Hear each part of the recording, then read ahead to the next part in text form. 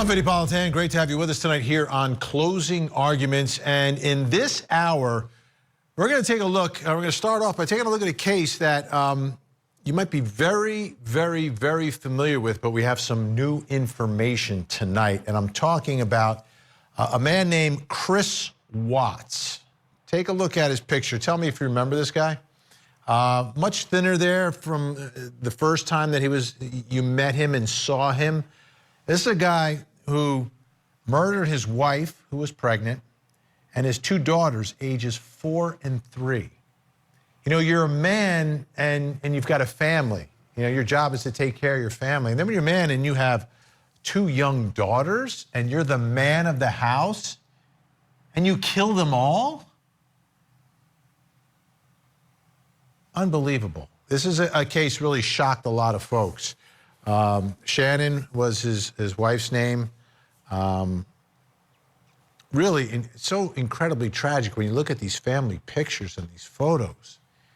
And you just think to yourself, why would someone do it? Why would you do that? That's what you live for. That's like the dream, is that you have this wonderful family. And okay, let's just say hypothetically, right? Things aren't going well with you and your wife. Or you meet someone else, you get a divorce, you figure it out. You don't take the lives of a 3 and a 4-year-old and your wife who's also carrying life inside of her. Now, Chris Watts, you may recall when this first happened, the story began as a missing persons case. Like a guy comes home, where's my family? And the one thing about Chris Watts was, you know, someone knocked on the door, he would answer it. Someone knocked on his door with a camera, he would answer it, and he would talk to people. He spoke with our affiliate, KMGH, Denver 7, out in Colorado.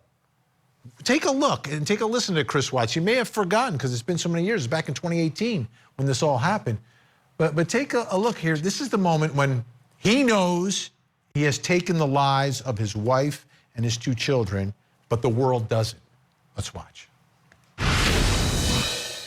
Did you guys get into an argument before she left? It wasn't like an argument. We had an emotional conversation, but I'll leave it at that. But I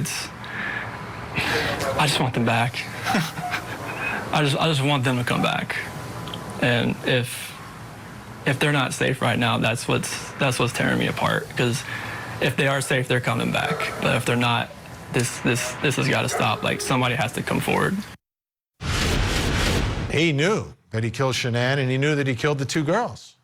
He knew it in that moment. You saw him. Unbelievable. Well, tonight, we've got some new information and some new video that was released. And this is Nichol Kessinger. She was Chris's mistress, and she was interrogated by investigators or interviewed by investigators, you know, whatever your perspective is of all this. But it really reveals a little bit more about this story, and perhaps a lot more about this story. Let's take a listen. I think I met him sometime in June, probably early June. It might have been May. It was just talking at work. It was pretty casual. And he didn't have a wedding ring on his finger.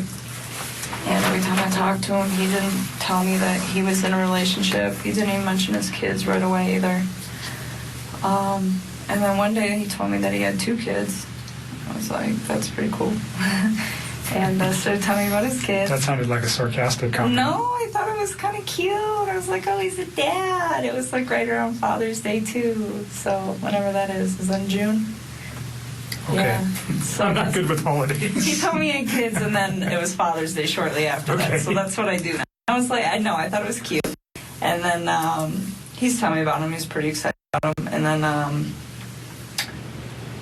he mentioned that he did have a significant other. And he told me that those 2 were in the process of a separation. And there were several discussions that we had about his current relationship and where it had gone and what it had caused. And he talked about his kids from time to time. But the thing is he was never hostile. It was never anything aggressive. Like, even when he spoke of his wife and the fact that they were separating, it was never, like, ill. It was still very kind. It was just like, this is not working, you know, and would explain why, but it wasn't anything out of the ordinary or anything that I think would scare me. And to this day, even after everything that I found out, I still look back at that and I don't see any red lights with the way that he spoke of his family. On Tuesday, which would have been the 14th of August, you had read some newspaper articles on the 13th and the 14th that regarded this case. You had also had a conversation with Chris at some point during the day on Monday. And on Tuesday, because of what you found, specifically what you said was, and don't let me put words in your mouth, but you found out that his wife was pregnant. Yes. And you did not know that prior. And you found that out via the newspaper articles, and that caused you concern.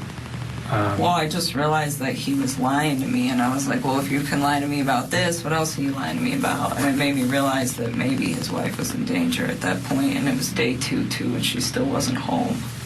What did that cause you to do with your phone, though? Oh, what? When I deleted those?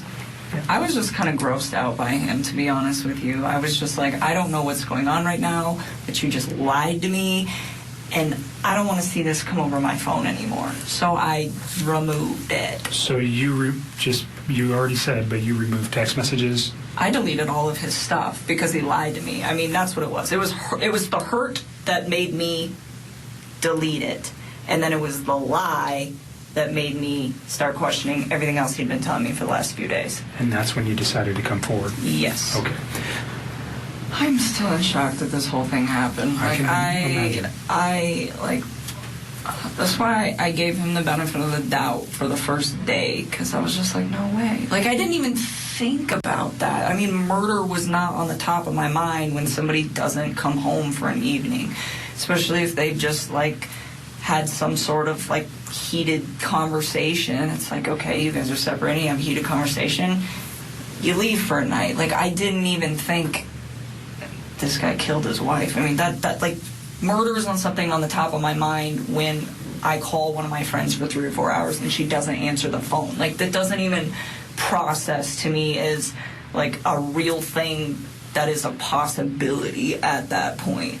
So then once he lied to me, I just really trying to, like, push him away, and he was like, just don't forget, like, the person that you knew me to be when you were with me, or something like that. And, like, it was that strange? It just kind of sounded almost like a farewell, and, like, I didn't think it was too weird, because I was like, I think he realizes that I'm really upset that he lied to me, and I think he's aware of the fact that I'm probably about to walk away from him. So I think that was, like, his way of, like, saying goodbye. So it didn't really seem strange in the context of what was going on between, like, the him and I part of stuff. And then, and I kept asking him too, like, what did you do, Chris? What did you do? And he was like, I didn't do anything. And I'm like, where's your family? And, like, I asked him that. I don't know if I started doing that on Tuesday or if I started doing that on Monday, but I think it was Tuesday, because I don't really think I was that alarmed on Monday. And then, so that was supposed to be, like, our final sign-off text. And then Jim got there at my house, and I was hanging out with Jim.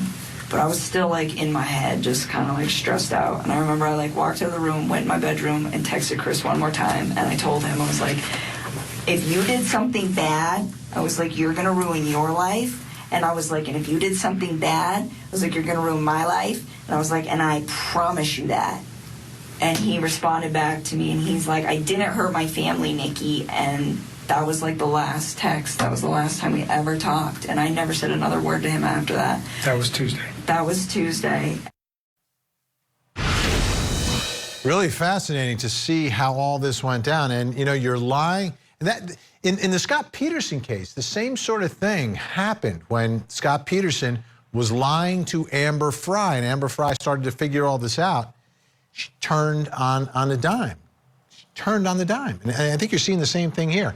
Let's bring in our investigators tonight. Joining me in Atlanta, Georgia, former special agent from the Georgia Bureau of Investigation, Trebor Randall, and in Salt Lake City, Utah, private investigator Jason Jensen. Great to see you both tonight.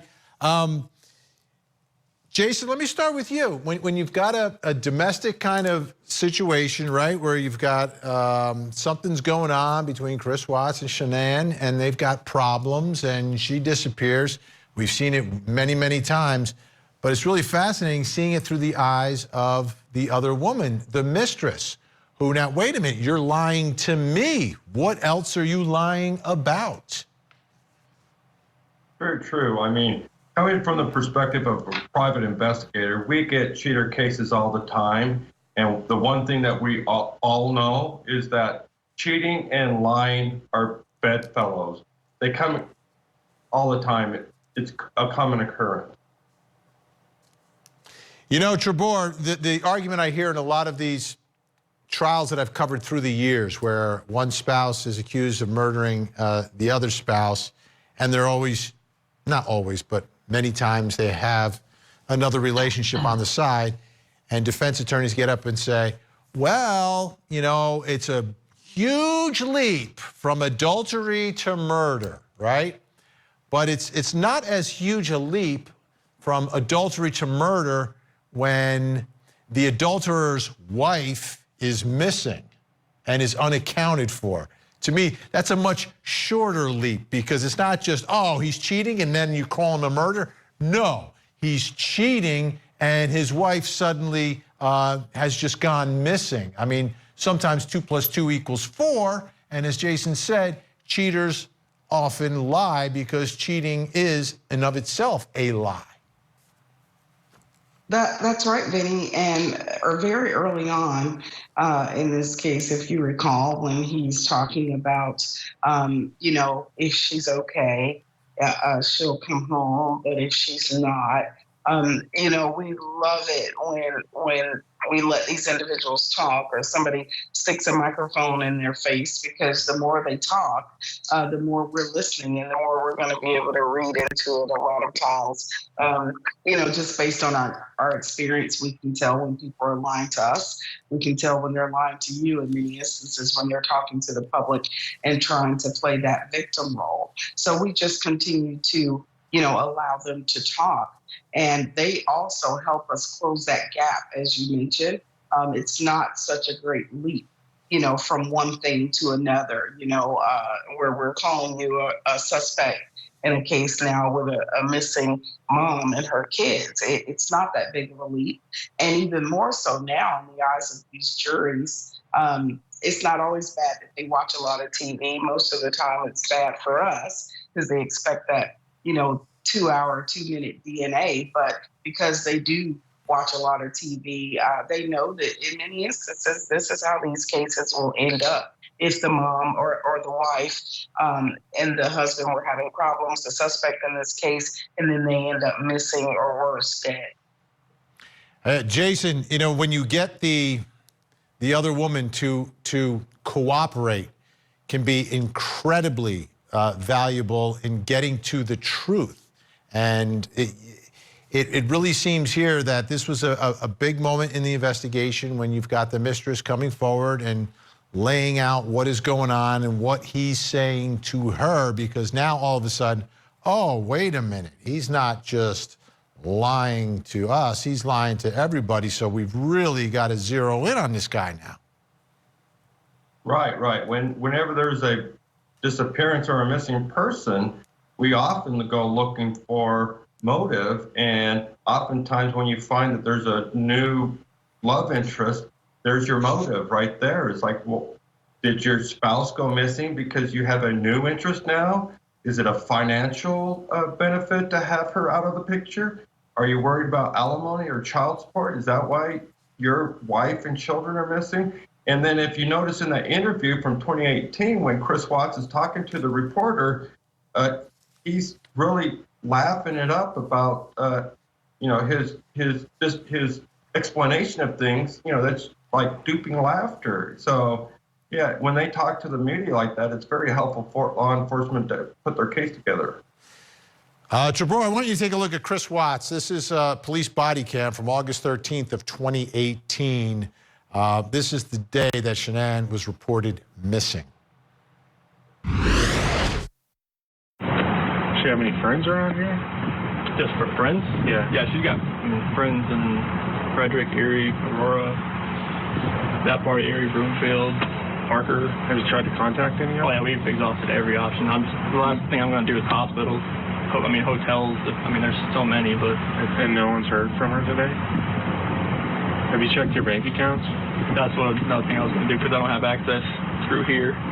Let's go check those and see if she pulled any cash out or if there's any strange charges or anything. Okay. No, the doorbell is that it rings? Yeah, like when you got a visitor, it does, but I don't think the speaker is on to where you hear it. Okay. I guess my question for you is, would it show her leaving with the kids? Did you have any alerts? If she came out here, yeah, Did you have any alerts today with that? just when her friends were here. Does it only record when the doorbell rings or anytime If someone? you're right here, it should just start. The proximity should hit up. Trevor, is it just me, or in these cases of these killer spouses, when they're being interviewed before they get arrested, right? It just seems that the guilty ones tend to over-explain a lot of things once they're talking, once law enforcement is there. I think they over-explain things that aren't really related to the fact that your wife and your 2 daughters are missing. They do. You're exactly right. That's not a coincidence. It's one of the things that we train our young investigators to look for. In fact, let them talk. We stress that. Given the opportunity, they're going to talk. They're going to explain. They're going to over-explain. He's talking about other individuals visiting and that being caught on the Ring camera and not at all addressing what the officers are asking him to address as far as those alerts. Or any video showing his wife and children leaving the house. Unbelievable. Okay.